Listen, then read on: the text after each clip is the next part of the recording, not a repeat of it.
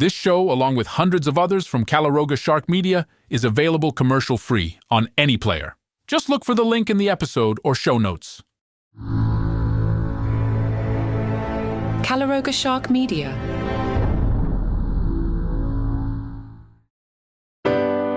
Hello and welcome to Romance Weekly. This episode is titled Pirates of New York Part 4, The Final Plunder.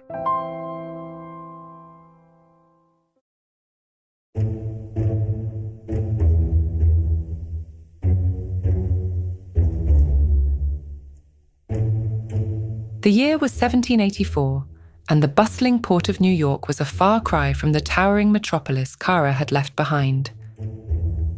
She stumbled onto the wooden dock, her head spinning from the jarring time jump. Beside her, Captain Rusty Cutlass steadied himself against a barrel, his sea legs adapting quickly to the familiar surroundings. "Welcome to me, world lass," Rusty said, a mix of pride and uncertainty in his voice. Kara's eyes widened as she took in the scene. Tall ships crowded the harbour, their masts reaching toward the sky like a forest of wooden giants. The air was thick with the scent of salt, tar, and something decidedly less pleasant. "Oh my God," she whispered, her hand flying to her mouth. "We really did it. We're in the past." The reality of her situation hit her like a cannonball. Gone were the comforts of modern life. No cell phones, no internet, no air conditioning. She was suddenly very aware of how out of place she looked in her jeans and t-shirt. A group of rough-looking sailors eyed her curiously, whispering among themselves. One of them, a burly man with a scraggly beard, called out, "Oi, Captain! You've brought back quite the exotic wench from your travels." Rusty's hand went to his cutlass, his eyes narrowing. "Mind your tongue, you bilge rat. This lady is under me protection, and you'll treat her with the respect she deserves, or you'll be swimming with the fishes." The sailors quickly backed off, but Kara could still feel their eyes on her. She moved closer to Rusty, grateful for his presence. "Thanks," she murmured. "I guess I need to work on blending in." Rusty nodded, a thoughtful look on his face. "Aye, that you do. Come, let's get you some proper attire." The next few hours were a whirlwind for Kara. She was fitted for a new wardrobe, long skirts, billowing blouses, and a sturdy pair of boots. The corset, however, proved to be a challenge. "How am I supposed to breathe in this thing?" she gasped as Rusty's first mate's wife, a kind woman named Mary, laced her up. Mary chuckled. "You'll get used to it, dearie. Just be thankful you're not expected to wear the fancy court dresses. Those will make you faint in this heat." As Kara struggled to adjust to her new outfit, she found herself facing numerous other challenges. The lack of modern plumbing was a shock to her system. Chamber pots and outhouses were a far cry from the porcelain thrones she was used to. "I never thought I'd miss indoor plumbing so much," she muttered as she tried to wash her face with water from a bucket. Food was another adventure. The lack of refrigeration meant that everything was either fresh, salted, or pickled. Kara's first encounter with hardtack, the staple food of sailors, left her wondering if she'd chipped a tooth. "It's like trying to eat a brick," she complained to Rusty, who laughed heartily. "Aye, it takes some getting used to, but it'll keep you alive on long voyages. Here, try dipping it in your grog. It helps soften it up a bit."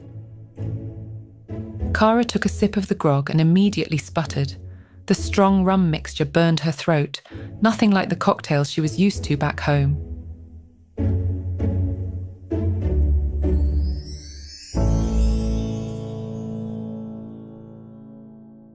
Despite the challenges, Kara found herself adapting surprisingly quickly.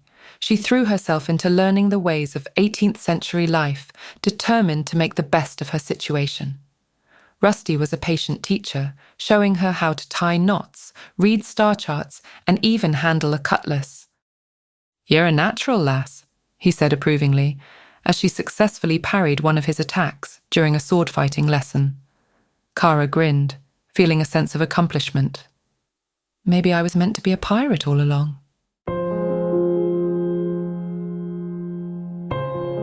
As the days passed, Rusty noticed Kara's growing comfort with her new life. But he also saw the wistful looks she'd get when she thought no one was watching. One evening, as they stood on the deck of the Salty Wench watching the sun set over the harbour, he decided to broach the subject. "You're missing your home, aren't ye?" he asked gently. Kara sighed, nodding. "It's strange. I'm loving this adventure, but there's so much I left behind. My family, my friends, my career. They probably think I've disappeared off the face of the earth." Rusty took her hand, his calloused fingers gentle against her skin. "Lass, I've been thinking. We need to find a way to get you back to your own time." Kara looked at him, surprised. "But how? We don't exactly have a quantum entanglement analyzer lying around." Rusty stroked his beard thoughtfully. "No, but we do have something else. Legends speak of a mystical artifact called the Chronos Stone, said to have the power to bend time itself." Kara's eyes lit up. "A magical time travel stone? Rusty, that's brilliant, but wait, if it exists in your time, why didn't you use it to get back to the future when you were stranded?" Rusty chuckled.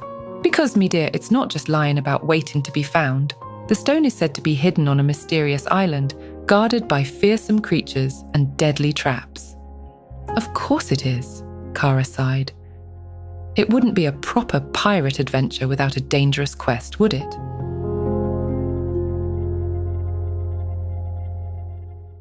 The next morning, Rusty gathered his crew to announce their new mission. The pirates cheered at the prospect of a treasure hunt, even if the treasure in question was a magical rock instead of gold and jewels. As they prepared to set sail, Kara found herself swept up in the excitement. She'd fully embraced her new pirate look, a billowing shirt, fitted vest, and sturdy boots. With a tricorn hat perched jauntily on her head, she looked every inch the pirate lass. "You clean up nice, Kara," Rusty said appreciatively as she joined him at the helm. "Ready for your first real pirate adventure?" Kara grinned, feeling a thrill of excitement. "Aye, aye, Captain." The Salty Wench set sail with the morning tide, leaving the familiar shores of New York behind. As they ventured into open waters, Kara marveled at the vastness of the ocean. Without the constant hum of engines or the glow of electric lights, the world seemed both larger and more intimate. Days turned into weeks as they followed cryptic clues and half-remembered legends. Kara threw herself into the life of a pirate, surprising herself with how quickly she adapted. She learned to navigate by the stars, to predict the weather by watching the clouds and sea, and even to climb the rigging with the agility of a seasoned sailor. Their journey wasn't without peril. They outran a British naval vessel, navigated through a treacherous reef, and narrowly escaped a kraken, which Kara was pretty sure wasn't supposed to exist outside of myths.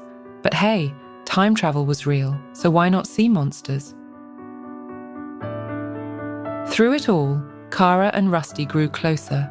Late nights spent poring over maps turned into long conversations about their hopes and fears. Rusty opened up about the loneliness of command, while Kara shared her dreams of making a difference in the world. "You know, lass," Rusty said one night as they stood at the rail, watching phosphorescent creatures dance in the ship's wake, "I'm starting to think finding this stone might not be such a good idea after all." Kara looked at him questioningly. "Why's that?" Rusty took her hand, his expression serious. "Because the thought of sending you back to the future, well, it's tearing me apart." Kara's heart skipped a beat. "Rusty, But before she could finish, a cry came from the crow's nest. "Land ho!"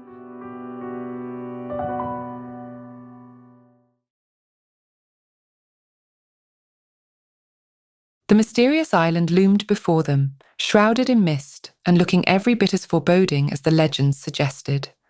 Jagged cliffs rose from turbulent waters, and an eerie glow emanated from the dense jungle that covered the island's interior. "Well, lass," Rusty said, squeezing Kara's hand. "Shall we go find your ticket home?" The landing party consisted of Rusty, Kara, Pegleg Pete, and a few of the hardiest crew members. As they made their way through the jungle, Kara couldn't shake the feeling that they were being watched. Their path was fraught with danger. Quicksand pits, poison dart shooting statues, and carnivorous plants all tried to impede their progress. But with Kara's knowledge of movie tropes, guys, don't step on that suspiciously flat stone. And the pirates' resourcefulness, they pressed on. Finally, they reached the heart of the island. In a clearing stood an ancient temple, its weathered stones covered in strange symbols that seemed to shift and change as they watched. "This is it," Rusty breathed, "the resting place of the Chronos Stone." As they entered the temple, the air grew thick with tension. Ancient mechanisms whirred to life and the floor began to shake. In the center of the main chamber, floating above a pedestal, was a glowing blue stone no larger than a fist. "The Chronos Stone," Kara whispered in awe. Just as Rusty reached for the stone, a booming voice echoed through the chamber. "Who dares to seek the power of time itself?" A spectral figure materialized before them, a bearded man in flowing robes, his eyes glowing with otherworldly power. "I am the guardian of time," the figure intoned. "To claim the Chronos Stone, you must prove yourselves worthy." What followed was a series of riddles and tests that challenged not only their intelligence, but also their hearts. The final test came down to Kara and Rusty. "To claim the stone," the Guardian said, "one of you must sacrifice your chance to use it. Only through selfless love can the power of time be mastered." Kara and Rusty looked at each other, a silent understanding passing between them. In unison, they both stepped forward. "I'll stay," they said together. The Guardian's stern expression softened into a smile. "Well done. You have proven yourselves worthy."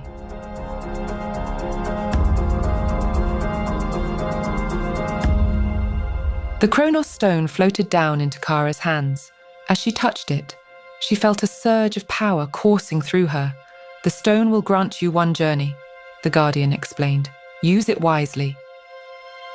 As they exited the temple, victorious but subdued, Rusty turned to Kara. "Well, lass, I suppose this is goodbye." Kara looked down at the stone in her hands, then back at Rusty. She thought about her life in the future, her job, her family, indoor plumbing. Then she thought about the adventures she'd had, the wonders she'd seen, and the man standing before her. With a smile, she handed the stone to Rusty. "Actually, I think I'll stick around for a while. The future will still be there later, but right now, I've got some pirating to do."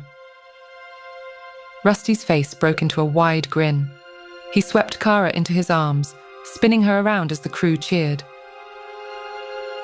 As they sailed away from the mysterious island, Kara felt a sense of excitement for the unknown future ahead. There would be more adventures, more dangers, and undoubtedly more time-bending shenanigans. After all, with a magical time stone in their possession and the vast ocean before them, the possibilities were endless. The pirate and the time traveller had many more stories to tell, and the world past, present and future had better watch out. "So, Captain," Kara said, adjusting her tricorn hat with a mischievous grin. "Where to next?" Rusty laughed, pulling her close. "Wherever the wind takes us, me dear. The adventure's only just beginning." And with that, the salty wench sailed off into the sunset, ready for whatever time-twisted tales awaited them on the horizon. The crew raised their tankards in a rousing cheer, celebrating not just their victory, but the promise of countless adventures to come. As the ship disappeared into the golden glow of the setting sun, one could almost hear the whisper of time itself, acknowledging that sometimes the greatest treasures are not gold or jewels, but the bonds forged in the fires of adventure and the love that transcends the very fabric of time.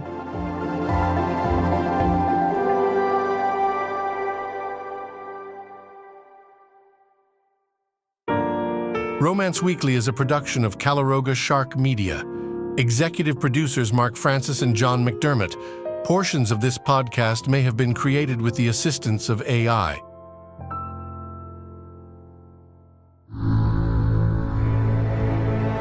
Calaroga Shark Media,